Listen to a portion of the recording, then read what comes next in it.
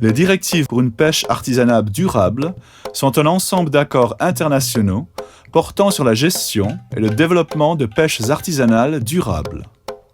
Ces directives ont été élaborées par le biais d'un processus participatif impliquant les pêcheurs et d'autres parties prenantes dans diverses régions. Elles s'adressent à tout le monde, les États, la société civile, les communautés de pêche et leurs organisations, le monde des affaires.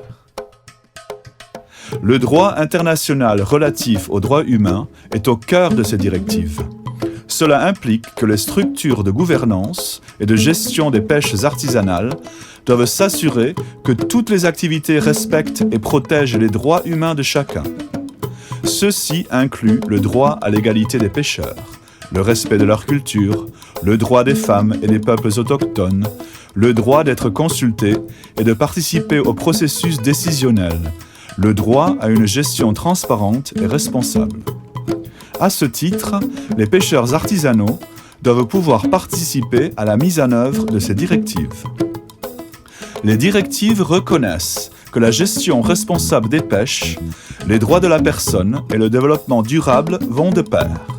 Par conséquent, lors de la planification de la mise en œuvre, les gouvernements doivent adopter une approche intersectorielle en veillant à ce que les ministères chargés des pêches, de l'environnement, des conditions de travail décentes et équitables, ainsi que des besoins fondamentaux tels que la santé, le logement, le développement social, œuvrent tous ensemble.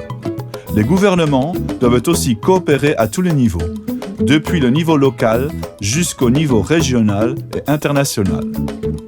Ils doivent tenir compte des principes directeurs énoncés dans les directives pour savoir comment promouvoir le droit des pêcheurs en mer, dans les sites de débarquement, au sein des communautés et au travers de lois et politiques globales. Les communautés de pêche doivent bénéficier d'un accès garanti aux terres et aux lieux de pêche dont ils ont besoin. Ils dépendent d'écosystèmes qui rattachent la vie sur Terre à la vie aquatique. Les gouvernements qui planifient l'aménagement du littoral doivent respecter les droits fonciers coutumiers et s'assurer que les écosystèmes terrestres et aquatiques restent en bon état afin de préserver les moyens de subsistance des pêcheurs. Tout le monde doit coopérer pour faire en sorte que nos ressources halieutiques soient utilisées de façon durable. Les gestionnaires doivent veiller à la participation équitable des pêcheurs, notamment des femmes, par la promotion de la cogestion. Les activités visant à enrayer la pêche illicite et à promouvoir la conservation doivent être adaptées aux régions dans lesquelles elles s'exercent. Avant la mise en œuvre de projets qui pourraient avoir une incidence sur la communauté des pêcheurs, toutes les activités de la chaîne de valeur doivent être prises en considération. Le ramandage des filets, la préparation des appâts, la récolte des diverses ressources marines, ainsi que les activités qui ajoutent de la valeur telles que le nettoyage, le fumage, le conditionnement et la commercialisation du poisson, ou le partage des bénéfices avec la communauté élargie, comme le tourisme local et la conservation. L'importance du travail des femmes sur l'ensemble de la chaîne de valeur doit être reconnue et l'égalité entre les hommes et les femmes doit devenir la norme dans toutes les activités, notamment la gestion des ressources. Les gouvernements doivent fournir des infrastructures et coordonner les programmes de renforcement des capacités.